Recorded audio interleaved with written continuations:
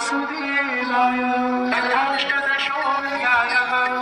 अर्जुन उवाच सन्न्यासस्य महाबाहो तत्त्वमिच्छामि वेदितुं त्यागस्य च ऋषिकेश पृथक्केशिनिषूदन। श्रीभगवानुवाच काम्यानं कर्मणान्यासं सन्न्यासं कवयो विदुः सर्वकर्मफलत्यागं प्राहुस्त्यागं विचक्षणा। त्याज्यं दोषमनित्येके कर्म प्राहुर्मनीषिणः यज्ञदानतपः कर्म न त्याज्यमिति चापरे। निश्चयं शृणु मे तत्र त्यागे भरतसत्तम। त्यागो हि पुरुषव्याघ्र त्रिविधः सम्प्रकीर्तितः। यज्ञदानतपः कर्म न त्याज्यं कार्यमेव तत्। यज्ञोदानं तपश्चैव पावनानि मनीषिणा। एतान्यपि तु कर्माणि सङ्गं त्यक्त्वा फलानि च कर्तव्यानीति मे पार्थ निश्चितं मतमोत्तमम्। नियतस्य तु सन्न्यासः कर्मणो नोपपद्यते मोहात् तस्य परित्यागः तामसः परिकीर्तितः। दुःखमित्येव यत्कर्म कायक्लेशः भयात्यजे सकृत्वा राजसं त्यागं नैव त्यागफलं लभेत्। कार्यमित्येव यत्कर्म नियतं क्रियतेऽर्जुन सङ्गं त्यक्त्वा फलं चैव स त्यागः सात्विको मतः। न द्वेष्ट्या कौशलं कर्म कुशलेनानुषज्यते त्यागे सन्मसमाविष्टो मेधावी छिन्नसंशयः। न हि देहभृता शक्यं त्यक्तुं कर्माण्यशेषतः। यस्तु कर्मफलत्यागी स त्यागीत्यभिधीयते। अनिष्टमिष्टं मिश्रं च त्रिविधं कर्मणः फलं भवन्त्यत्यागिनां प्रीत्य न तु सन्न्यासिनां क्वचित्। पञ्चैतानि महाबाहो कारणानि निबोध मे सांख्ये कृतान्ते प्रोक्तानि सिद्धये सर्वकर्मणाम्। अधिष्ठानं तथा कर्ता करणं च पृथग्विधम्। चेष्टा दैवं चैवात्र पञ्चमम्। शरीरवाङ्मनोभिर्यत् कर्म प्रारभते नरः न्यायं वा विपरीतं वा पञ्चैते तस्य हेतवः। तत्रैवं सति कर्तारम् आत्मानं केवलं तु यः पश्यत्य कृतः बुद्धित्वात् न स पश्यति दुर्मतिः। यस्य नाहन्वितो भावो बुद्धिर्यस्य न लिप्यते हत्वापि स इमान् लोकान् न हन्ति न निबध्यते। ज्ञानं ज्ञेयं परिज्ञाता त्रिविधा कर्म चोदना। करणं कर्म कर्तेति त्रिविधः कर्म सङ्ग्रहः। ज्ञानं कर्म च कर्ता च त्रिधैव गुणभेदतः। प्रोच्यते गुणसङ्ख्याने यथावत् शृणुतान्यपि। सर्वभूतेषु येनैकं भावमव्ययमीक्षते अविभक्तं विभक्तेषु तज्ज्ञानं विद्धि सात्विकम्। पृथक्त्वेन तु यज्ज्ञानं नानाभावान् पृथग्विधान् वेत्ति सर्वेषु भूतेषु तज्ज्ञानं विद्धि राजसम्। यत्तु कृत्स्नवदेकस्मिन् कार्ये सत्तमहेतुकम् अतत्त्वार्थवदल्पं च तत्तामसमुदाहृतम्। नियतं स्वार्थरहितम् अरागद्वेषतः कृतम् अफलापेप्सुना कर्म यत्तत् सात्विकमुच्यते। यत्तु कामेप्सुना कर्म साहङ्कारेण वा पुनः क्रियते बहुलायासं तद्राजसमुदाहृतम्।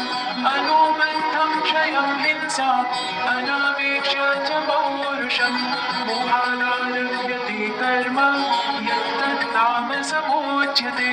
मुक्तसङ्गो न हंवादि नित्योत्साहसमन्वितः सिद्ध्यसिद्ध्यो निर्विकारः कर्ता सात्विको समुच्यते प्राप्ति कर्म त्वदप्येप्सुर् लुब्धो हिंसात्मको शुचिः हर्षशोकान्वितः कर्ता राजसः परिकीर्तितः अयुक्तः प्राप्तितः स्तब्धः शठो नैष्कृतिकोलसः विषादी दीर्घसूत्री च कर्ता तामस उच्यते बुद्धिर्भेदबुद्धिश्चैव गुणतस्त्रिविधं शृणु रोच्यमानमशेषेण पृथग्वेद धनञ्जय प्रवृत्तिं च निवृत्तिं च कार्याकार्ये भयाभये बन्धं मोक्षं च या वेत्ति बुद्धिः सा पार्थ सात्विकी यया धर्ममधर्मं च कार्यं च कार्यमेव च अयथावत् प्रजानाति बुद्धिः सा पार्थ राजसी अधर्मं धर्ममेति या मन्यते तमसावृता सर्वार्थान् विपरीताश्च बुद्धिः सा पार्थ तामसी विद्यायया धारयते मनः प्राणेन्द्रियक्रिया योगेनाव्यभिचारिण्या नितिः सा पार्थ सात्विकी यया तु धर्मकामार्थान् विद्या धारयते अर्जुन प्रसङ्गेन फलाकाङ्क्षी धृतिः सा पार्थ राजसी यया स्वप्नं भयं शोकं विषादं मदमेव च न विमुञ्चति दुर्मेधा धृतिः सा पार्थ तामसी सुखं त्विदानीं त्रिविधं शृणु मे भरतर्षभ अभ्यासाद्रमते यत्र दुःखान्तं च विगच्छति यत्तदग्रे विषमिव परिणामे मृतोपमं तत्सुखं सात्विकं प्रोक्तम् आत्मबुद्धिप्रसादजं विषयेन्द्रियसंयोगात् यत्तदग्रे मृतोपमं परिणामे विषमेव तत्सुखं राजसंस्मृतं यदग्रे चानुबन्धे च सुखं मोहनमात्मनः निद्रालस्य प्रमादोत्थं तत्तामसमुदाहृतं न तदस्ति पृथिव्यां वा दिवि देवेषु वा पुनः सत्त्वं प्रकृतिजैर्मुक्तं यदेभिः स्यात् त्रिभिर्गुणैः ब्राह्मणं क्षत्रियावेषां शूद्राणां च परन्तप कर्माणि प्रविभक्तानि स्वभावप्रभवैर्गुणैः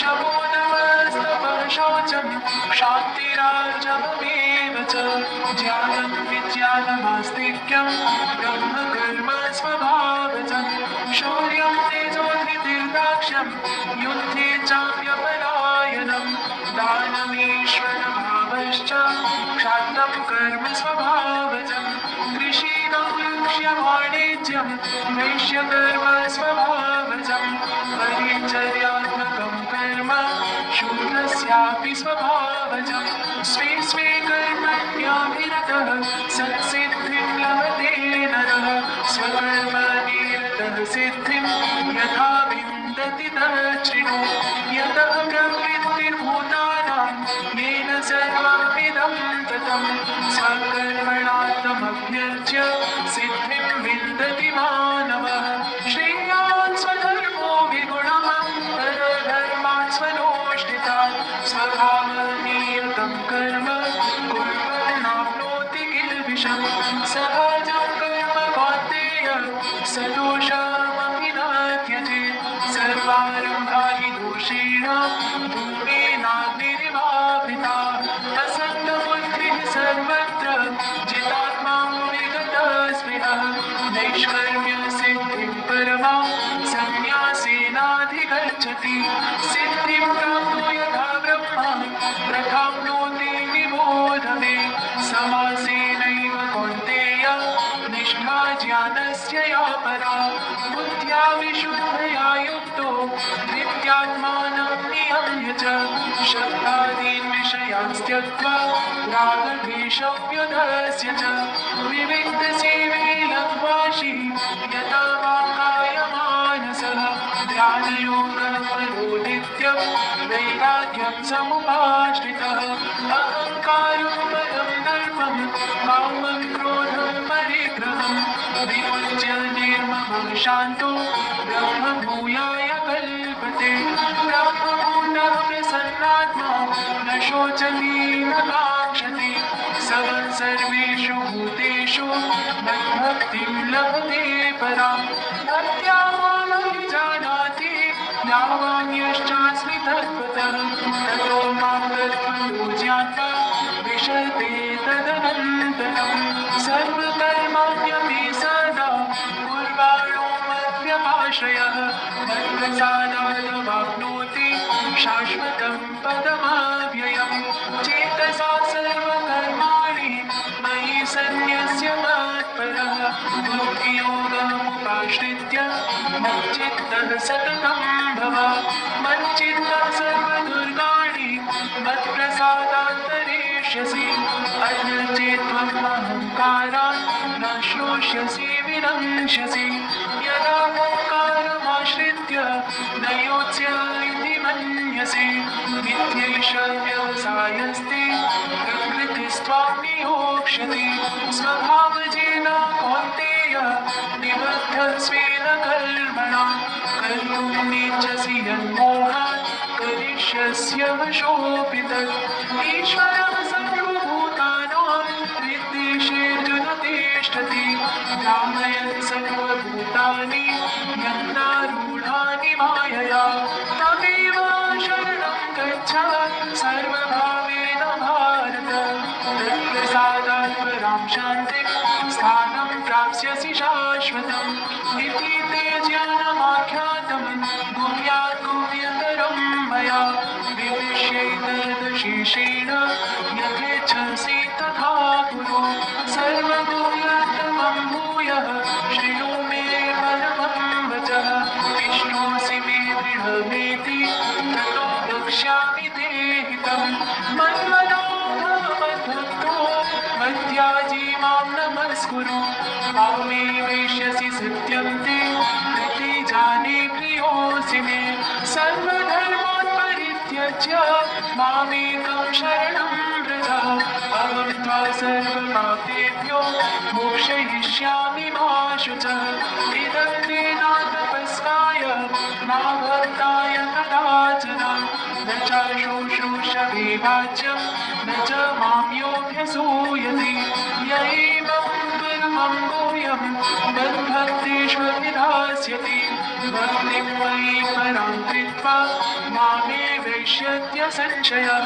न च तस्मात् मनुष्येषु कश्चिन्मे प्रियकृत्तमः भवेदा न च मे तस्मात् अन्यः प्रियतरो भवेत् अध्येष्यते च य इमं धर्म्यं संवादमावयोः ज्ञानयज्ञेन तेनाहम् इष्टः स्यामिति मे मतिः श्रद्धावाननसो यश्च शृणुयादपि यो नरः सोऽपि मुक्तः शुभान् लोकान् प्राप्नुयात् पुण्यकर्मणा कच्चिदेतच्छ्रुतं पार्थ त्वयैकाग्रेण चेतसा कच्चिदज्ञानसम्मोहः प्रनष्टस्ते धनञ्जय अर्जुन उवाच नष्टो मोहः स्मृतिर्लब्धा त्वत्प्रसादान् मयाच्युत स्थितोऽस्मि गतसन्देहः करिष्ये वचनं तव सञ्जय